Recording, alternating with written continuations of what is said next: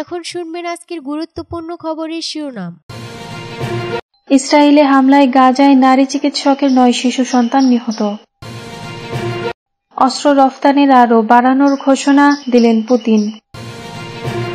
নিষ্ঠুরতম পর্যায়ে প্রবেশ করছে গাজার সংঘাত, জাতিসংঘের মহাসচিব। কিয়েভে ব্যাপক হামলা, বন্দি বিনিময়ের পর শান্তি চুক্তির খসড়া পাঠাবে মস্কো।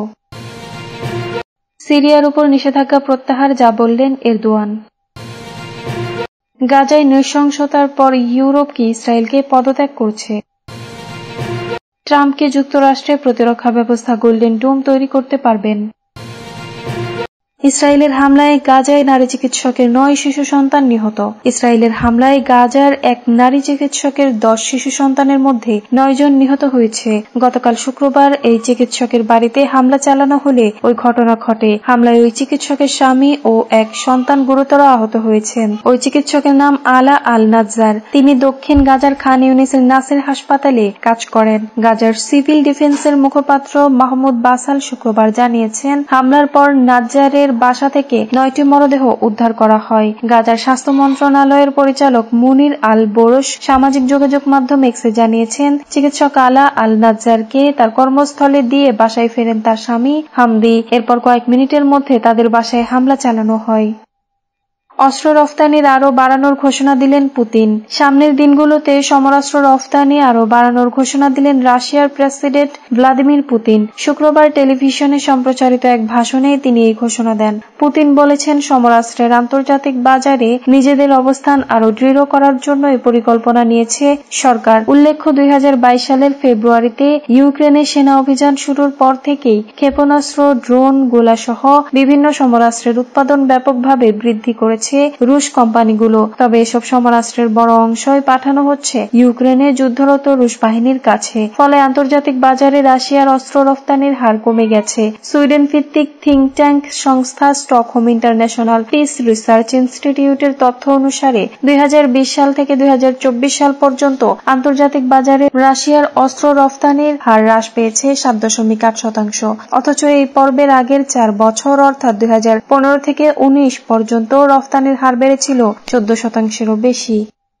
নিষ্ঠুরতম পর্যায়ে প্রবেশ করেছে গাজা সংঘাত, জাতিসংঘের মহাসচিব। ইসরায়েলের নৃশংস হামলা ও খাবারের অভাবে চরম দুর্দশায় রয়েছেন ফিলিস্তিনের গাজার বাসিন্দারা। প্রতিদিনই বাড়ছে লাশের সারি, থামছে না ক্ষুধার্ত শিশুদের কান্না। এমন পরিস্থিতিতে গাজা সংঘাত নিষ্ঠুরতম পর্যায়ে প্রবেশ করতে যাচ্ছে বলে আশঙ্কা করছেন জাতিসংঘের মহাসচিব অ্যান্তোনিও গুতেরেস। ইসরায়েলের গাজাবাসীদের দুর্ভিক্ষের দ্বারপ্রান্তে ঠেলে দিয়েছে বলে মন্তব্য করেছেন তিনি। 2023 সালের অক্টোবর থেকে গাজায় নির্বিচার হামলা চালিয়ে যাচ্ছে ইসরায়েল। সম্প্রতি অপারেশন গিডেয়নস চ্যারিয়টস নামের অভিযান শুরুর পর থেকে হামলার মাত্রা আরো বাড়িয়েছে তারা। এরই মধ্যে আন্তর্জাতিক চাপের মুখে 11 সপ্তাহ অবরোধের পর গাজায় প্রতিদিন 100 ট্রাক ত্রাণ প্রবেশের অনুমতি দেয় ইসরায়েল। তবে এর চেয়ে কম ত্রাণ গাজায় পৌঁছাচ্ছে বলে অভিযোগ জাতিসংঘের হিসাবে গাজায় প্রতিদিন কমপক্ষে 500 ট্রাক ত্রাণ সরবরাহ করা দরকার। ইসরায়েলের হিসাবে গত সোমবার থেকে কারেম আবু সালেম ক্রসিং দিয়ে উপত্যকাটিতে মাত্র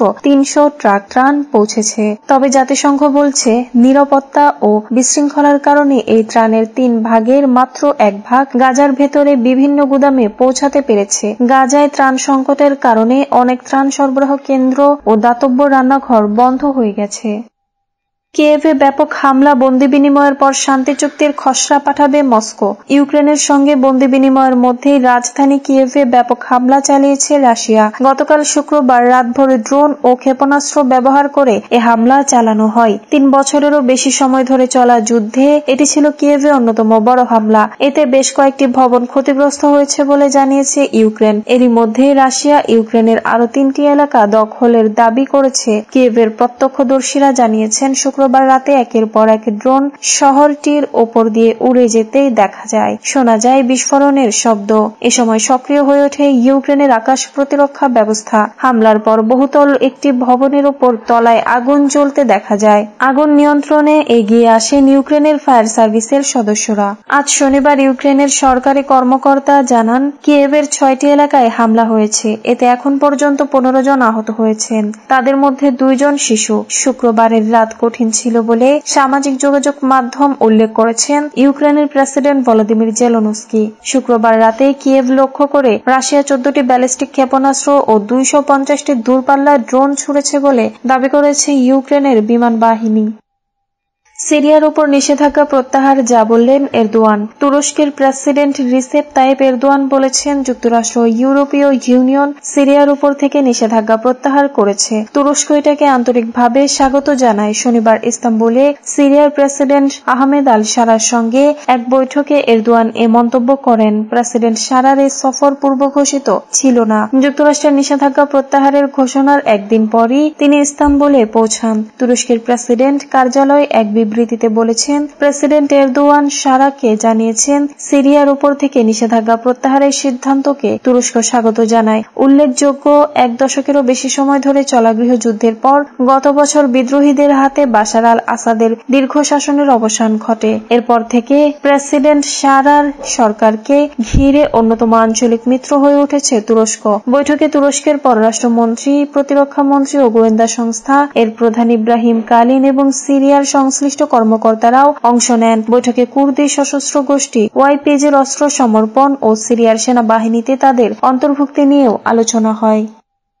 গাজায় নৃশংসতার পর ইউরোপ কি ইসরায়েলকে পরিত্যাগ করেছে? ইসরায়েলের উদারপন্থী দৈনিক হ্যারেজ চলতি সপ্তাহে এক শিরোনামে স্পষ্টভাবে বলেছে কূটনৈতিক সুনামি আসছে। এই শিরোনামে সংবাদ মাধ্যমটি মূলত সতর্ক করেছে, কারণ গাজায় ইসরায়েলের চূড়ান্ত উন্মত্ততার বিরুদ্ধে পদক্ষেপ নিতে শুরু করেছে ইউরোপ। চলতি সপ্তাহে নানা রূপে কূটনৈতিক আক্রমণ এসেছে, যার সবগুলো সম্পর্কে আগাম অনুমানও করা যায়নি। গাজায় ইসরায়েলি কর্মকাণ্ডের বিরুদ্ধে আন্তর্জাতিক মহলের নিন্দা থেকে শুরু করে ওয়াশিংটনে 2 তরুণ ইসরায়েলি দূতাবাস কর্মীর হত্যাকাণ্ড, সব মিলিয়ে দেশটি একটি উত্তাল সপ্তাহ পার করেছে। সোমবার সন্ধ্যায় যুক্তরাষ্ট্র, ফ্রান্স ও কানাডা গাজায় ইসরায়েলের ভয়াবহ কার্যকলাপের নিন্দা জানিয়ে একটি যৌথ বিবৃতি দেওয়ার পর থেকেই এই আক্রমণের ঢেউ ইসরায়েলের উপকূলে আছড়ে পড়তে শুরু করে।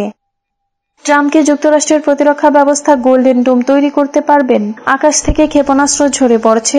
শব্দের চেয়েও দ্রুত গতির ক্রুজ ক্ষেপণাস্ত্র যুক্তরাষ্ট্রের অবকাঠামোতে আঘাত হানছে। আকাশে পরমাণু বোমার বিস্ফোরণ ঘটছে। বিশেষজ্ঞরা সতর্ক করে দিয়ে বলেছেন, ভবিষ্যতে উচ্চ প্রযুক্তির হামলায় যদি যুক্তরাষ্ট্রের পুরনো ও সীমিত প্রতিরক্ষা ব্যবস্থা ব্যর্থ হয়, তাহলে এমনই ভয়ঙ্কর দুঃস্বপ্নের দৃশ্য দেখা যেতে পারে। এমন মার্কিন নাগরিকদের মাথার উপরে অনেক উপরে যদি একটি ছোট পারমাণবিক বিস্ফোরণ ঘটে, সেটাও ভয়াবহ পরিণতি ডেকে আনতে পারে। এ ধরনের বিস্ফোরণ তৈরি হবে ইলেকট্রোম্যাগনেটিক পালস, যার কারণে আকাশে উড়তে থাকা উড়োজাহাজ মাটিতে পড়ে যাবে। মোবাইল, চিকিৎসা যন্ত্রপাতি, এমনকি পানি সরবরাহ ব্যবস্থাও সবই অকেজো হয়ে পড়বে। নর্থ ক্যারোলাইনার মন্ট্রিট কলেজের লেখক ও অস্ত্র গবেষক উইলিয়াম ফোর্ড সচেন বলেন, আমরা 100 বছর পেছনে ফিরে যাব না, বরং সবকিছু হারাবো। আমরা জানি না সেখান থেকে কিভাবে আবার শুরু করব। এটা এমন হবে যেন আমরা 1000 বছর পেছনে চলে গেছি এবং নতুন করে সবকিছু শুরু করতে হবে।